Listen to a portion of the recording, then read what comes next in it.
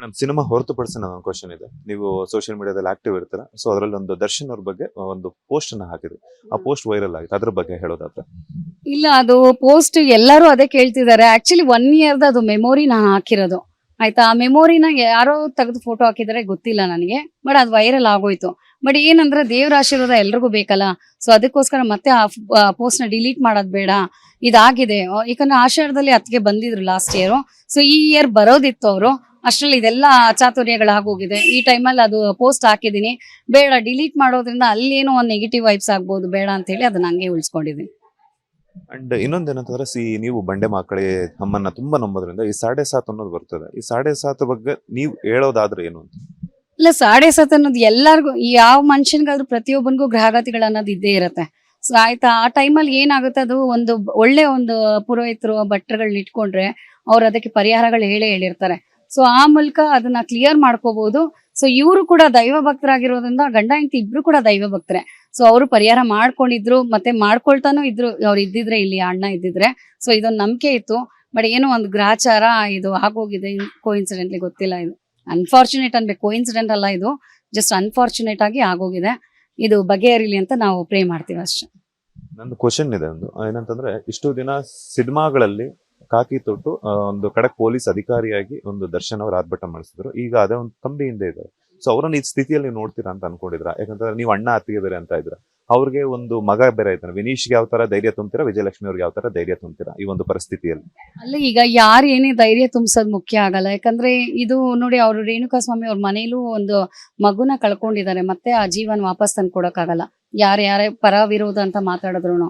But ಇಲ್ಲಿ ಒಂದ್ ಜೀವ ಇಲ್ಲಿ ನರಳ್ತಾ ಇದೆ ಒಳಗಡೆ ಕಂಬಿ ಹಿಂದೆ. ಆದ್ರೆ ಅದು ತಪ್ಪು ಮಾಡಿ ನರಳ್ತಾ ಇದೆ ಅನ್ನೋದು ಆರೋಪ ಬಂದಿದೆ. ಆರೋಪನ ಕೋರ್ಟ್ ಇಂದ ಕ್ಲೀನ್ ಚಿಟ್ ಕೊಟ್ಟು ಅವರು ಕ್ಲಿಯರ್ ಮಾಡಿ ಕಳಿಸ್ಬೇಕು. ಸೊ ಹಿಂಗಿದ್ದಾಗ ನಾವ್ ಯಾರು ಮಾತಾಡಕ್ಕಾಗಲ್ಲ. ಜಸ್ಟ್ ಅವರು ಒಳ್ಳೇದಾಗ್ಲಿ ಅವ್ರ ಫ್ಯಾಮಿಲಿಗೆ.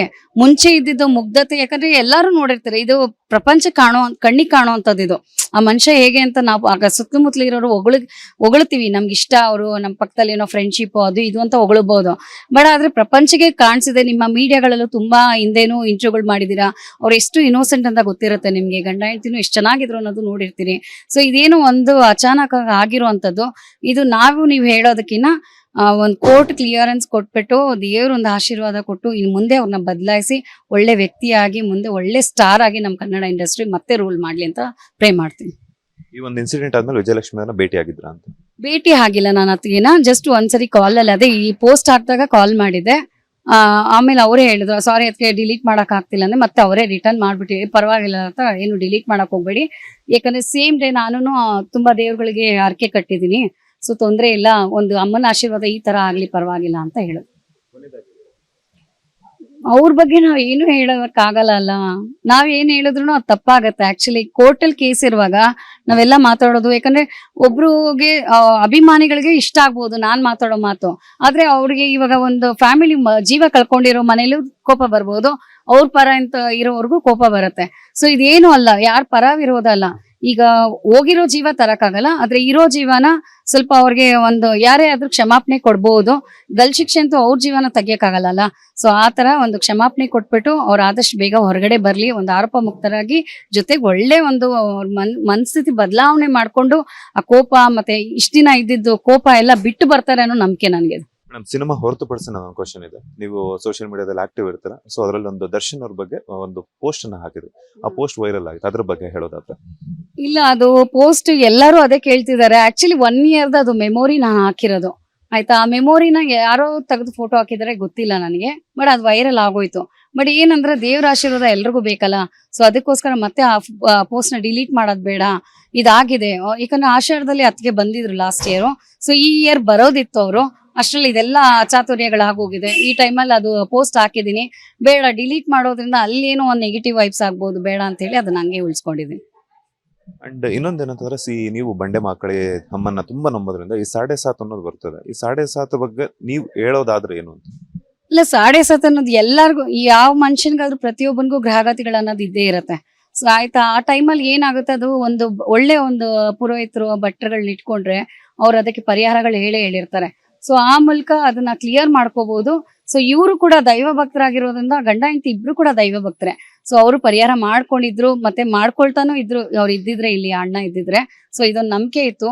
ಬಟ್ ಏನೋ ಒಂದು ಗ್ರಾಚಾರ ಇದು ಆಗೋಗಿದೆ, ಕೋಇನ್ಸಿಡೆಂಟ್ಲಿ ಗೊತ್ತಿಲ್ಲ. ಇದು ಅನ್ಫಾರ್ಚುನೇಟ್ ಅನ್ಬೇಕು, ಕೋಇನ್ಸಿಡೆಂಟ್ ಅಲ್ಲ, ಇದು ಜಸ್ಟ್ ಅನ್ಫಾರ್ಚುನೇಟ್ ಆಗಿ ಆಗೋಗಿದೆ. ಇದು ಬಗೆಹರಿಲಿ ಅಂತ ನಾವು ಪ್ರೇ ಮಾಡ್ತೀವಿ ಅಷ್ಟೇ. ನಂದು ಕ್ವಶನ್ ಇದೆ ಒಂದು, ಏನಂತಂದ್ರೆ ಇಷ್ಟು ದಿನ ಸಿನಿಮಾಗಳಲ್ಲಿ ಕಾಕಿ ತೊಟ್ಟು ಒಂದು ಕಡೆ ಪೊಲೀಸ್ ಅಧಿಕಾರಿಯಾಗಿ ಒಂದು ದರ್ಶನ್ ಅವರು ಆರ್ಭಟ ಮಾಡಿಸಿದ್ರು. ಈಗ ಅದೇ ಒಂದು ಕಂಬಿ ಹಿಂದೆ ಇದ್ದಾರೆ. ಸೊ ಅವರನ್ನ ಈ ಸ್ಥಿತಿಯಲ್ಲಿ ನೀವು ನೋಡ್ತೀರಾ ಅಂತ ಅನ್ಕೊಂಡಿದ್ರ? ಯಾಕಂದ್ರೆ ನೀವು ಅಣ್ಣ ಅತ್ತಿಗೆ ಬೇರೆ ಅಂತ ಇದ್ರ, ಅವ್ರಿಗೆ ಒಂದು ಮಗ ಬೇರೆ ಇದ್ದಾನೆ. ವಿನೀಶ್ಗೆ ಯಾವ ತರ ಧೈರ್ಯ ತುಂಬ್ತೀರಾ, ವಿಜಯಲಕ್ಷ್ಮಿ ಅವ್ರಿಗೆ ಯಾವ ತರ ಧೈರ್ಯ ತುಂಬ್ತೀರಾ ಈ ಒಂದು ಪರಿಸ್ಥಿತಿಯಲ್ಲಿ? ಅಲ್ಲ, ಈಗ ಯಾರು ಏನೇ ಧೈರ್ಯ ತುಂಬಿಸೋದು ಮುಖ್ಯ ಆಗಲ್ಲ. ಯಾಕಂದ್ರೆ ಇದು ನೋಡಿ, ಅವರು ರೇಣುಕಾ ಸ್ವಾಮಿ ಅವ್ರ ಮನೇಲೂ ಒಂದು ಮಗುನ ಕಳ್ಕೊಂಡಿದ್ದಾರೆ. ಮತ್ತೆ ಆ ಜೀವನ ವಾಪಸ್ ತಂದು ಕೊಡಕ್ಕಾಗಲ್ಲ, ಯಾರೇ ಪರ ವಿರೋಧ ಅಂತ ಮಾತಾಡಿದ್ರು. ಬಟ್ ಇಲ್ಲಿ ಒಂದ್ ಜೀವ ಇಲ್ಲಿ ನರಳ್ತಾ ಇದೆ ಒಳಗಡೆ ಕಂಬಿ ಹಿಂದೆ. ಆದ್ರೆ ಅದು ತಪ್ಪು ಮಾಡಿ ನರಳ್ತಾ ಇದೆ ಅನ್ನೋದು ಆರೋಪ ಬಂದಿದೆ. ಆರೋಪನ ಕೋರ್ಟ್ ಇಂದ ಕ್ಲೀನ್ ಚಿಟ್ ಕೊಟ್ಟು ಅವರು ಕ್ಲಿಯರ್ ಮಾಡಿ ಕಳಿಸ್ಬೇಕು. ಸೊ ಹಿಂಗಿದ್ದಾಗ ನಾವ್ ಯಾರು ಮಾತಾಡಕ್ಕಾಗಲ್ಲ. ಜಸ್ಟ್ ಅವರು ಒಳ್ಳೇದಾಗ್ಲಿ ಅವ್ರ ಫ್ಯಾಮಿಲಿಗೆ. ಮುಂಚೆ ಇದ್ದಿದ್ದು ಮುಗ್ಧತೆ, ಯಾಕಂದ್ರೆ ಎಲ್ಲಾರು ನೋಡಿರ್ತಾರೆ, ಇದು ಪ್ರಪಂಚ ಕಣ್ಣಿಗೆ ಕಾಣೋ ಅಂತದ್ದು. ಇದು ಆ ಮನುಷ್ಯ ಹೇಗೆ ಅಂತ ನಾವು ಆಗ ಸುತ್ತಮುತ್ತಲ ಇರೋರು ಹೊಗಳ್ತೀವಿ, ನಮ್ಗೆ ಇಷ್ಟ, ಅವರು ನಮ್ಮ ಪಕ್ಕದಲ್ಲಿ ಏನೋ ಫ್ರೆಂಡ್ಶಿಪ್ ಅದು ಇದು ಅಂತ ಹೊಗಳಬಹುದು. ಬಟ್ ಆದ್ರೆ ಪ್ರಪಂಚಕ್ಕೆ ಕಾಣಿಸಿದೆ. ನಿಮ್ಮ ಮೀಡಿಯಾಗಳಲ್ಲೂ ತುಂಬಾ ಹಿಂದೇನು ಇಂಟರ್ವ್ಯೂಗಳು ಮಾಡಿದೀರಾ, ಅವ್ರು ಎಷ್ಟು ಇನ್ನೋಸೆಂಟ್ ಅಂತ ಗೊತ್ತಿರುತ್ತೆ ನಿಮ್ಗೆ. ಗಂಡ ಹೆಂಡತಿನೂ ಎಷ್ಟು ಚೆನ್ನಾಗಿದ್ರು ಅನ್ನೋದು ನೋಡಿರ್ತೀರಿ. ಸೊ ಇದೇನು ಒಂದು ಅಚಾನಕ್ ಆಗಿರುವಂತದ್ದು.